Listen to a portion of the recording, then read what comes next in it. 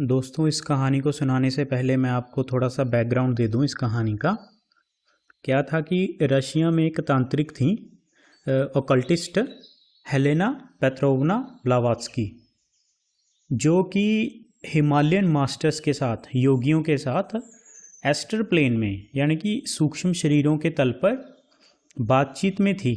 और उन्हें ये खबर मिली थी कि वर्ल्ड टीचर का प्रकट होना संभव है, या अगर हमारे भारतीय ट्रेडिशन में बात करें तो अवतार, जैसे श्री कृष्ण थे, कि अवतार का आना संभव है, कभी भी आ सकते हैं, बहुत ही नज़दीक समय में। तो इसके लिए उन्होंने एक सोसाइटी बनाई, थियोसॉफिकल सोसाइटी। और इस थियोसॉफिकल सोसाइटी की आगे जाके प्रेसिडेंट बनी एनी बेसेंट। और एनी बेसेंट भारत की आज़ादी के लिए भी लड़ रही थी, तो उन्होंने थियोसॉफिकल सोसाइटी के हेडक्वार्टर अडयार में शिफ्ट करवा दिए, भारत में। और वहीं पे एक दिन क्या हुआ कि थियोसॉफिकल सोसाइटी के ही एक जाने माने आदमी, चार्ल्स लेडबीटर, जो खुद एक तांत्रिक थे, ऑकल्टिस्ट थे, बहुत पहुँचे हुए, उन्होंने कृष्णमूर्ति को देखा नदी में नहाते हुए, और वो काफ़ी दिन उन्हें देखते रहे। और उन्होंने कहा कि मैंने आज तक इतना सेल्फलेस ऑरा नहीं देखा। यानी कि मतलब उन्हें कुछ नहीं चाहिए था, उनका मन बिल्कुल शून्य था। तो थियोसॉफिकल सोसाइटी ने उन्हें अडॉप्ट कर लिया कि ये वो वेसल है, ये वो लोटा है जिसमें वर्ल्ड टीचर आ सकते हैं। क्योंकि वर्ल्ड टीचर के किसी चीज़ में मैनिफेस्ट होने के लिए वो सबसे प्योर होना चाहिए, वरना वो नहीं आ सकेंगे। तो ऐसे ही फिर कृष्णा जी को प्रिपेयर किया गया, सारी चीज़ें उन्हें सिखाएगी कैसे क्या करना है, कि वो वर्ल्ड टीचर के आने के लिए तैयार हो सकें हर तरह से। तो ऐसे ही जब वो बड़े होते गए वो दिन आया जब उन्हें शपथ लेनी थी वर्ल्ड टीचर की। तो उस दिन उन्होंने वो महावाक्य कहा जो इससे पहले कभी किसी ने नहीं कहा था। उन्होंने कहा, truth is a pathless land, मतलब कि सत्य तक पहुंचने का कोई रास्ता नहीं है। और उसी भाषण में उन्होंने ये कहानी कही शैतान और उसके दोस्त की, जो मैं आपको अभी सुनाता हूँ। कृष्णमूर्ति ने कहा कि एक बार शैतान और उसका दोस्त रास्ते पर जा रहे थे। तभी उन्होंने देखा कि एक आदमी सत्य तक पहुंच चुका है।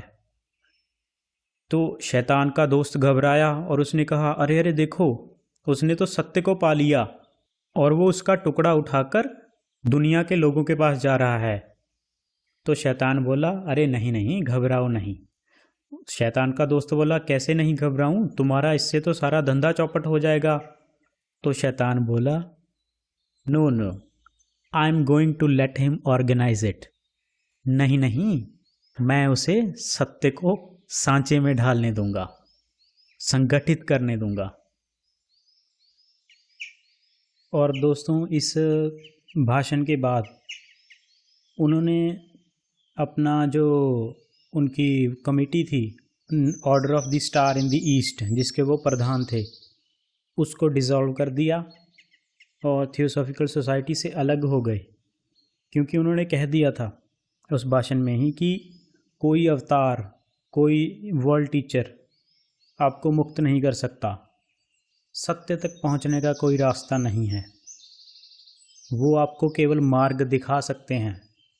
मार्ग भी नहीं कहा था उन्होंने कहा था कि वो सिर्फ आपको दिखा सकते हैं कि आप क्या गलत कर रहे हैं।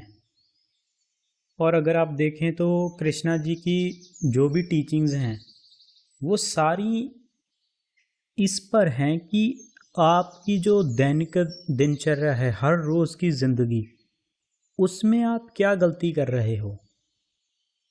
और उनका जो मूल केंद्र है, मैं, विचार, उसको समझने पे ही उनकी सारी शिक्षा है।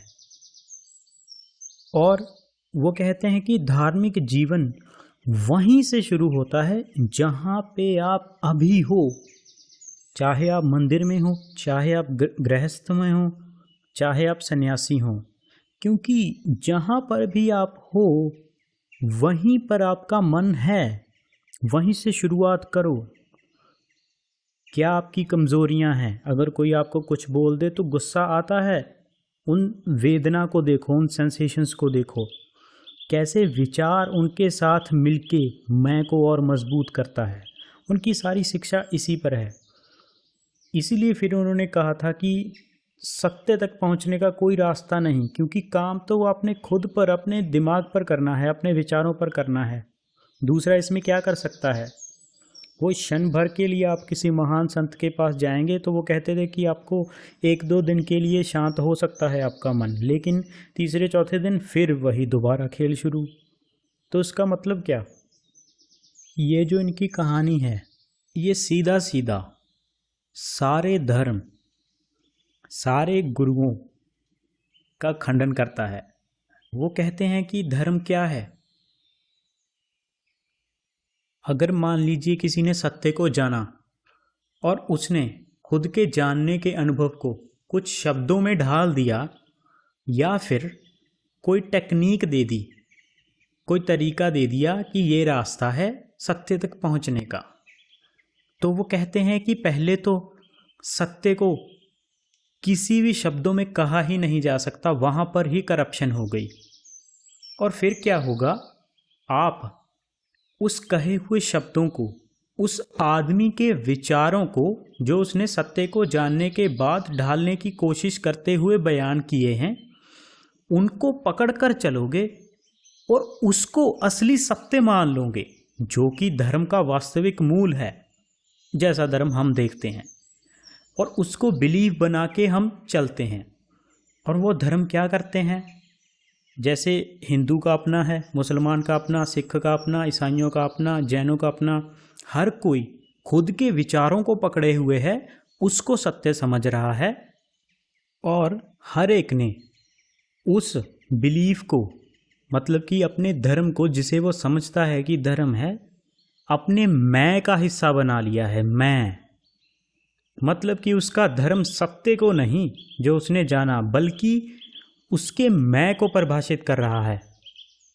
तभी तो देखिए कृष्णा जी कहते थे कि तुम्हारे रिलीजन, तुम्हारे धर्म इंसान को और बांट रहे हैं, आधे युद्ध तो इन धर्मों के कारण हो रहे हैं। और जो मीडिएटर्स हैं, मीडिएटर्स वो कहते थे कि एक तरफ जैसे सत्य है, आप हैं, आपने सत्य तक पहुंचना है, बीच में है एक मीडिएटर। हर एक धर्म में मीडिएटर हैं। मीडिएटर 2 हैं, एक तो उसकी धार्मिक किताबें या किताब, और दूसरा मौलवी, पंडित, ग्रंथी, पादरी। ये मीडिएटर हैं जो आपको बताते हैं कि क्या करना है क्या नहीं। तो वो कहते थे कि मीडिएटर का कुछ काम ही नहीं है, असली रिश्ता तो आपका सत्य के साथ सीधा बनेगा, मीडिएटर किसी काम का नहीं। इसीलिए उन्होंने गुरु को भी कहा कि गुरु का कुछ काम ही नहीं है। और अगर आप बारीकी से उनकी लाइफ को स्टडी करें तो आपको पता चलेगा कि वो इन गुरुओं के खिलाफ थे, जैसे जो फॉलोअर बनाते हैं और कुछ दे देते हैं टेक्निक और कहते हैं कि ये करो तुम पहुंच जाओगे, अब तुम मेरी शरण में हो, अब मैं हूँ, बस मरने के बाद मैं हूँ तुम्हारी बाजू पकड़ने के लिए एस्टर प्लेन्स में। तो इन सब को उन्होंने कहा था कि ये किसी काम का नहीं, ये तो सिर्फ विचार, क्योंकि भयभीत है आप, तो विचार ने खुद की सुरक्षा के लिए एक बिलीफ बना लिया है, मेरे गुरुजी, भगवान, धर्म। तो वो कहते हैं कि सारा खेल विचार का है, सत्य का इससे कुछ लेना देना नहीं। और जहाँ तक मैंने समझा है, वो गुरु शिष्य के असल मायनों को जानते थे। जैसे कि एक बार थियोसॉफिकल सोसाइटी में एनी बसंत और उनकी बातचीत हो रही थी, तो कुछ बात हुई, तो एनी बसंत ने कहा कि तुम्हें तो फ्यूचर में इन सबको अपना शिष्य बनाना है, तुम ऐसे क्यों बोल रहे हो? तो कृष्णा जी ने कहा नहीं नहीं, मैं किसी को शिष्य नहीं बनाऊंगा, ये लायक नहीं है उनके। मैं हो सकता है सिर्फ एक शिष्य बनाऊं, और वो हैं आप। ये थी कहानी दोस्तों। जितना मुझे समझ में आया मैंने आपको समझाने का प्रयत्न किया है। बाकी आप खुद दिमाग लगाइए, हो सकता है मेरा गलत हो। धन्यवाद।